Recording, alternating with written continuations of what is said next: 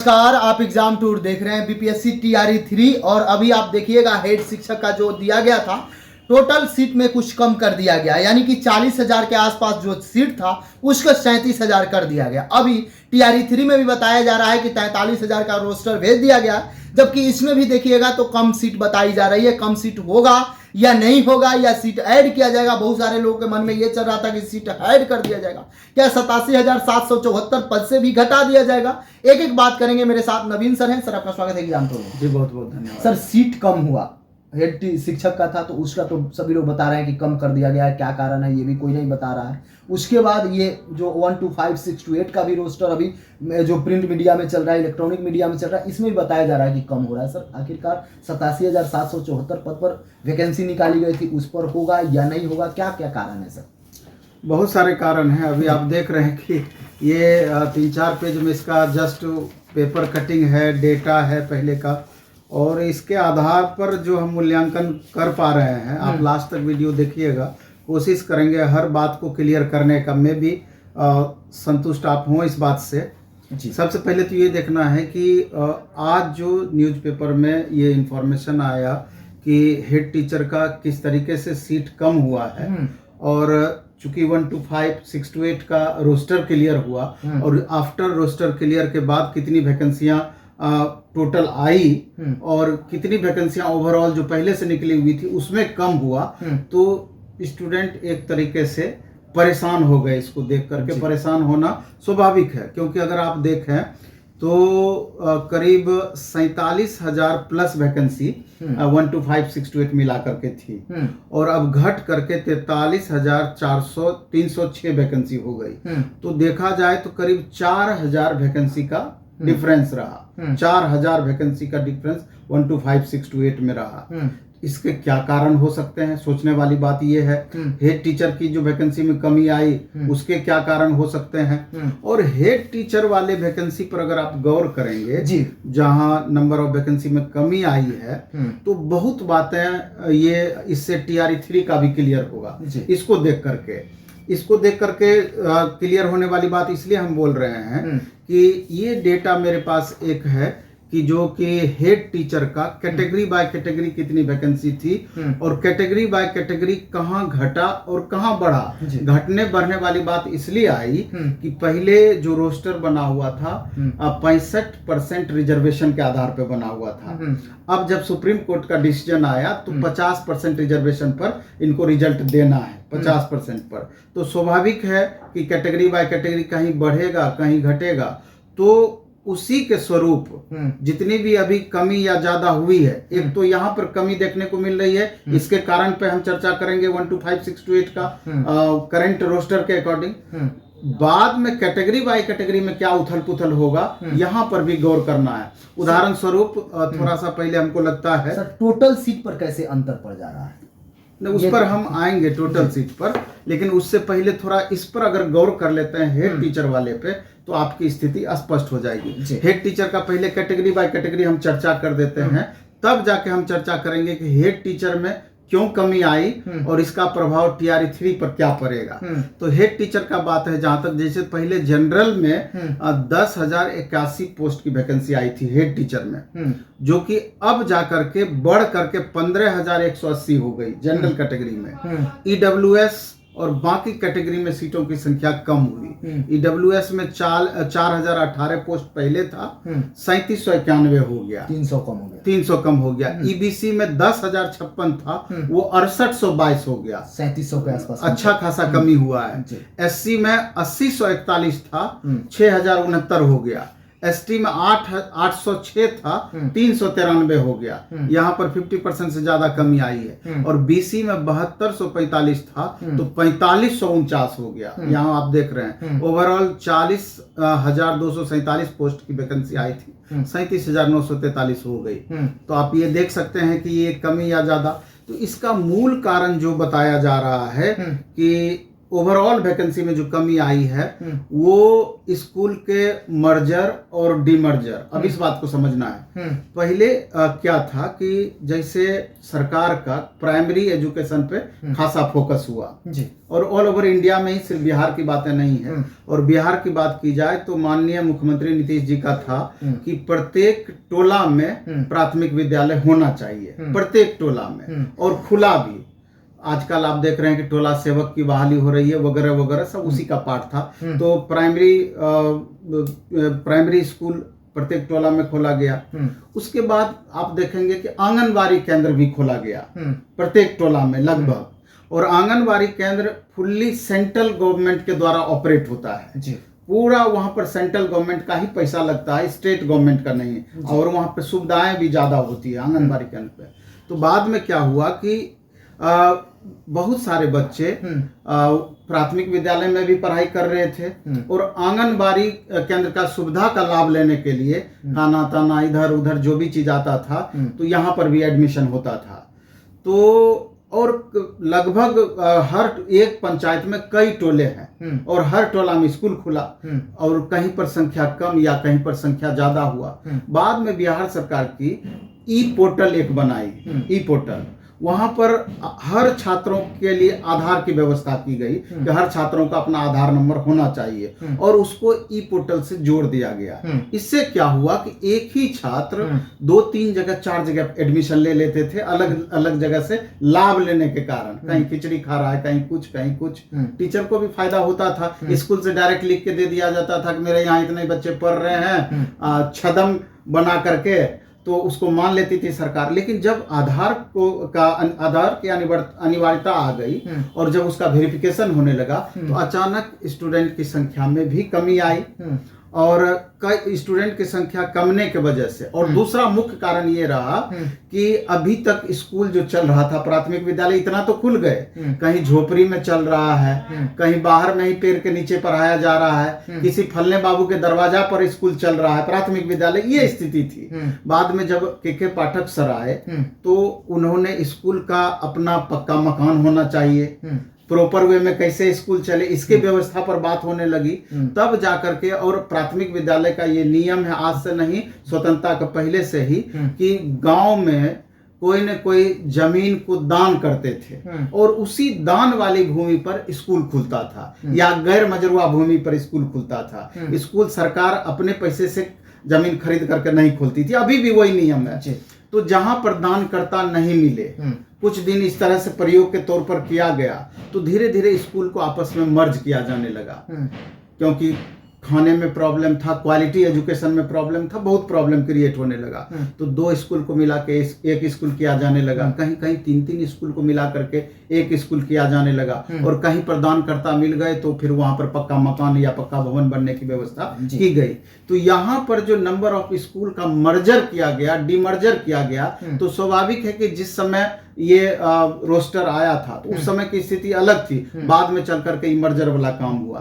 तो स्वाभाविक है कि जब स्कूल को आपस में मर्ज किया गया तो हेड टीचर की भी संख्या तो घटेगी। जो आप अनुमानित दिए हैं कि इतने हेड टीचर की जरूरत है, तो स्वाभाविक रूप से अब कम हेड टीचर की जरूरत है, तो वही व्यवस्था हुई। यही कारण रहा कि हेड टीचर की संख्या में 3000 के अप्रॉक्स कमी आई ओवरऑल। तो स्वाभाविक है कि जब हेड टीचर की संख्या घटेगी तो टीचर पर भी फर्क पड़ेगा, क्योंकि टीचर में भी जस्ट यही बातें वहां पर लागू हुई कि एक जगह बच्चे कलेक्ट हुए, टीचर की संख्या अधिक हो गई, और हालांकि टीचर की बहाली जब भी होती है तो नंबर ऑफ स्टूडेंट के आधार पर बहाली होती है, तो वहां फर्क नहीं पड़ा। लेकिन सरकार का जो अपना नियम था उस हिसाब से देखा गया कि जब आपस में आधार को लिंक किया गया तो नंबर ऑफ स्टूडेंट की भी कमी आ गई, जिसके वजह से प्राथमिक विद्यालय में आप देख रहे हैं कि 28,026 वैकेंसी 1 to 5 में थी TRE 3, और रोस्टर क्लियर होने के बाद 24,902 वैकेंसी हो गई। लगभग यहाँ पर आप देखेंगे तो 3000 के अप्रोक्स सीट कम हो गया 1 to 5 में। 6 to 8 में 19,645 वैकेंसी पहले थी, और 18,418 वैकेंसी बाद में चल करके हो गई। यहाँ भी 1,000-1,200 के लगभग संख्या में कमी आई। कारण कमने का यही रहा। अब स्वाभाविक है आपका कि 1 to 5, 6 to 8 का आपका ये रोस्टर आया, लेकिन जिस हिसाब से हेड टीचर का आधिकारिक तौर पर बजाबते कैटेगरी बाय कैटेगरी निकाला गया, किस कैटेगरी में कितनी वैकेंसियां कमी और ओवरऑल कमी आई, तो हो सकता है कि 2-4 दिन 5 दिन में इसका डिटेल आपको आ जाए कि किस कैटेगरी में कितनी वैकेंसियां कम हुई और ओवरऑल इतनी वैकेंसियां कम हुई। कम हो जाएगी ये कंफर्म है? ये तो 3000 लगभग 3000-4000 वैकेंसी तो अब आपको दिख रही है, 4000 प्लस वैकेंसी इतनी कम हो गई है प्राथमिक विद्यालय में। तो अब ये अनुमानित आप अनुमान लगा सकते हैं कि क्या टीजीटी और पीजीटी में भी इस तरह का कमी देखने को मिलेगा क्या। तो ये तो आगे आने वाले दिनों में पता चलेगा कि कितने विद्यालय को उत्क्रमित किया गया, मतलब अपग्रेड किया गया। तो विद्यालय को अब पहले अभी क्या हो रहा है वर्तमान में, जिस समय पाठक सर थे तो जो स्कूल मध्य विद्यालय चल रहा था उसको अपग्रेड करके, क्योंकि सरकार का प्लान था कि हर पंचायत में एक हाई स्कूल होना चाहिए, तो हाई स्कूल मध्य विद्यालय को माध्यमिक विद्यालय में कन्वर्ट कर दिया गया और जो ऑलरेडी माध्यमिक विद्यालय चल रहा था उसको उत्क्रमित उच्च माध्यमिक विद्यालय में कन्वर्ट कर दिया 10+2 में। तो यहां पर भी देखने को मिला कि अभी देखिएगा, अगर आप गौर कीजिएगा, अगर स्कूल का आप इंफॉर्मेशन निकालिएगा तो आपको पता चलेगा कि माध्यमिक से उच्च माध्यमिक तो कर दिया गया या मध्य से माध्यमिक तो कर दिया गया, लेकिन स्टूडेंट की संख्या जितनी बढ़नी थी उतनी नहीं बढ़ी। 50 स्टूडेंट बढ़ा और टीचरों की संख्या वहां बहुत ज्यादा वृद्धि हो गई। एक स्कूल में 10-12 टीचर एक्स्ट्रा आ गए हैं, ये स्थिति हुई है। तो अब एक परिसीमन भी लाया गया सरकार के द्वारा। परिसीमन में क्या किया गया कि पहले एक पंचायत से दूसरे पंचायत में जाकर के बच्चे, एक पंचायत का बच्चा दूसरे पंचायत में जाकर एडमिशन ले लेते थे। तो एक जगह सीटें खाली रह जाती थी, बच्चे एडमिशन ही नहीं लेते थे, दूसरा जगह बहुत भीड़ हो जाती थी, मतलब 9-10 वाला और 11-12 में भी। तो अब जाकर के जिस समय पाठक सर आए तो उसको परिसीमन में ला दिए, तो उसको क्या किए कि इस पंचायत का बच्चा इसी पंचायत में पढ़ेगा। तो कारण क्या होता था दूसरे जगह भागने का, तो आप मध्य विद्यालय को माध्यमिक विद्यालय कर दिए, लेकिन वही मध्य विद्यालय वाले टीचर वहां भी पढ़ा रहे हैं, तो क्वालिटी में कमी आती थी।